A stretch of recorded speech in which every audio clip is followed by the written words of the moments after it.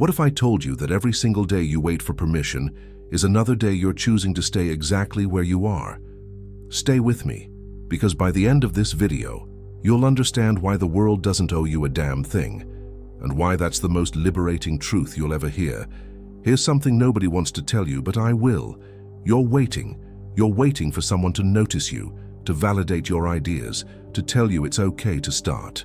You're waiting for the perfect moment, the right resources, the ideal conditions. And while you're waiting, life is passing you by. The harsh reality that will change everything for you is this: the world doesn't care about your dreams, your potential, or your excuses. It owes you absolutely nothing. And the moment you truly accept that, you become dangerous. Think about what's really happening when you wait for permission. You're outsourcing your power to people who have zero investment in your success. You're saying that someone else's opinion matters more than your own conviction. You're essentially asking strangers to authorize your life. And here's the brutal truth: they never will. Why would they? Your success doesn't benefit them. Your growth doesn't pay their bills. Your potential doesn't keep them up at night. So why are you giving them veto power over your existence? Let me paint you a picture of how this plays out. You have an idea for a business. Instead of starting, you tell everyone about it first. You're seeking validation, testing the waters, hoping someone will say it's brilliant. And what happens? Someone points out the risks. Another person mentions how saturated the market is. A third tells you about their cousin who tried something similar and failed. And just like that, your idea dies before it ever had a chance to breathe. You've just let people who've never built anything kill your ambition before you even started. This is the permission trap, and it's designed to keep you small. Here's what separates those who achieve from those who dream. Achievers understand that permission is a myth invented by people who need permission themselves. Nobody gave them a green light. Nobody handed them a guarantee. Nobody told them the timing was perfect. They just decided that their desire to build something was stronger than their need for approval. And that decision, that single shift in mindset, changed everything. But let's go deeper into why you're actually waiting. It's not really about permission, is it? It's about fear. You're terrified that if you start and fail, you'll have to face your own inadequacy. You're scared that people will judge you, laugh at you, say "I told you so." So you hide behind waiting. You convince yourself you need more preparation, more knowledge, more confidence. But here's what you're really doing. You're protecting your ego by never putting it to the test, and that protection is costing you everything.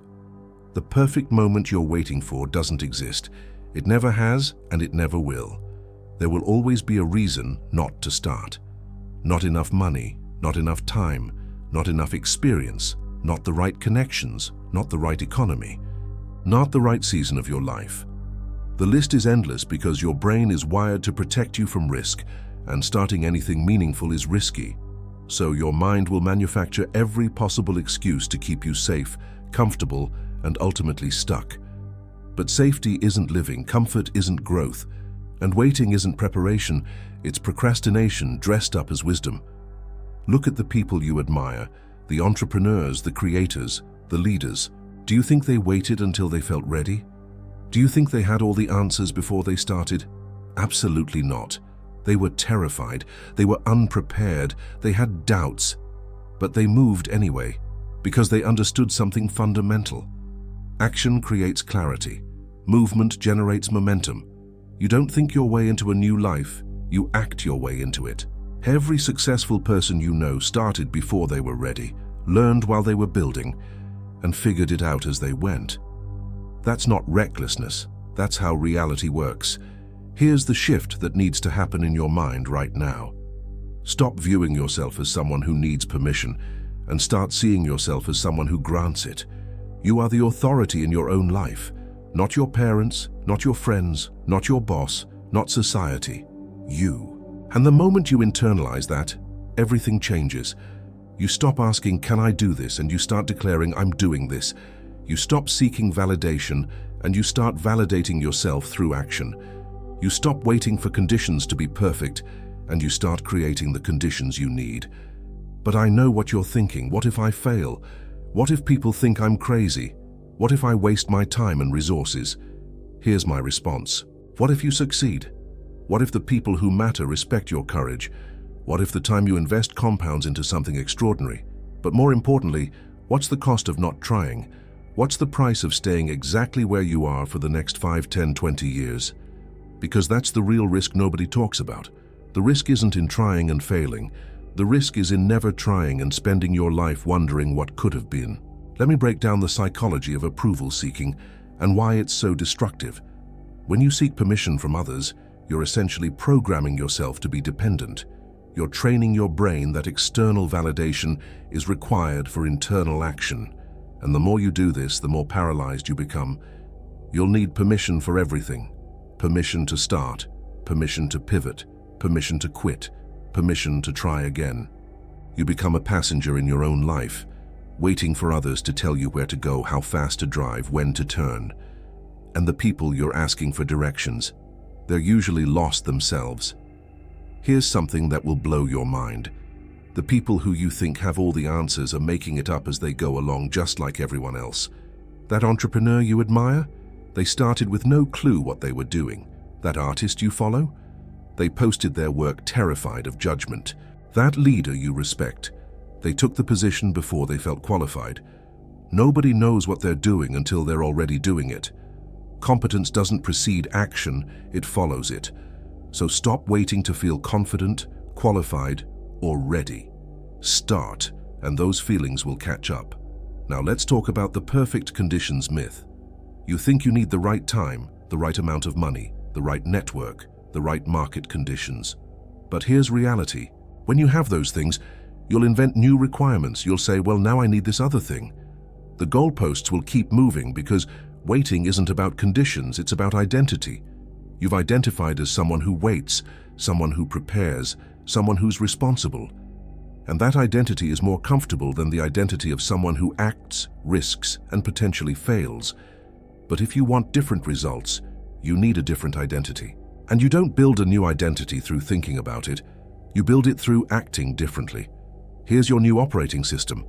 Assume you have permission for everything until proven otherwise. Want to start that project?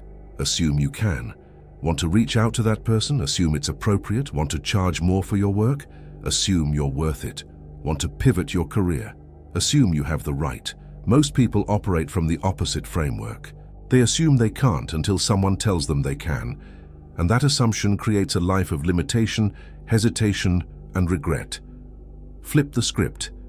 Act as if you have full authorization to pursue what matters to you, because you do. The only permission you ever needed was your own. Let me give you 3 practical shifts to implement immediately. First, replace when with now.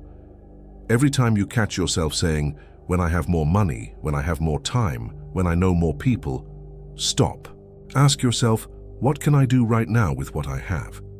There's always something, always, and that something is your entry point. Second, stop announcing and start building. The moment you announce your plans, you get a dopamine hit that tricks your brain into thinking you've already achieved something. Stop talking about what you're going to do and become someone who quietly builds while others are still discussing. Third, embrace being judged. It's inevitable. People will have opinions. Some will support you, others will criticize you, most won't care. But here's the truth. Being judged means you're visible. It means you're doing something worth noticing. The only way to avoid judgment is to do nothing, and doing nothing guarantees you'll die with your potential untapped. Here's the paradox that will set you free. The world owes you nothing, which means you owe the world nothing either. You don't owe anyone an explanation for pursuing what matters to you. You don't owe society conformity. You don't owe your family a traditional path. You don't owe your past self consistency if you've evolved. The slate is blank. Every single day, you get to decide who you are and what you're building. And nobody, absolutely nobody, has the authority to tell you otherwise unless you grant them that authority. Think about the most regretful people you know. What do they regret? It's never the things they tried and failed at. It's always the things they didn't try. The business they never started, the relationship they never pursued, the trip they never took, the art they never created, the risks they never took. Regret isn't born from failure, it's born from inaction. And every day you wait for permission, you're building a future filled with what-ifs instead of a past filled with I tried. Here's what happens when you stop waiting. First, you'll feel terrified. Good. Fear means you're growing. Second, you'll encounter obstacles. Expected. Obstacles confirm you're on a real path, not a fantasy one. Third, some people will distance themselves from you. Perfect. They were anchors disguised as support. Fourth, you'll make mistakes. Essential. Mistakes are tuition for wisdom. And fifth, you'll start seeing yourself differently. You'll become someone who acts despite fear, someone who builds despite uncertainty, someone who moves despite judgment.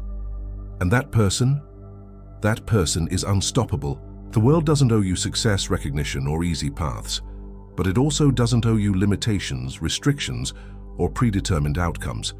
You're starting from zero, which means you can go anywhere.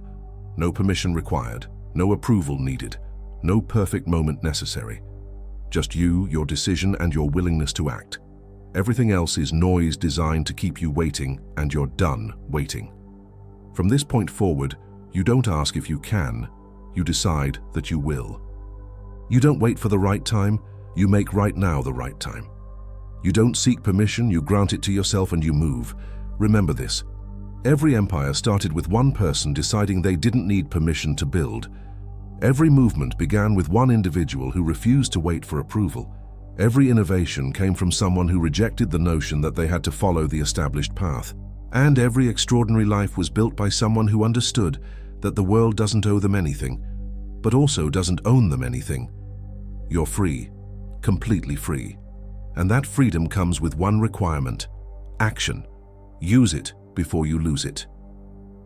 If this changed how you see permission and action, hit that like button and subscribe for more content that challenges you to stop waiting and start building. And remember, the world owes you nothing, which means you owe yourself everything. Act accordingly.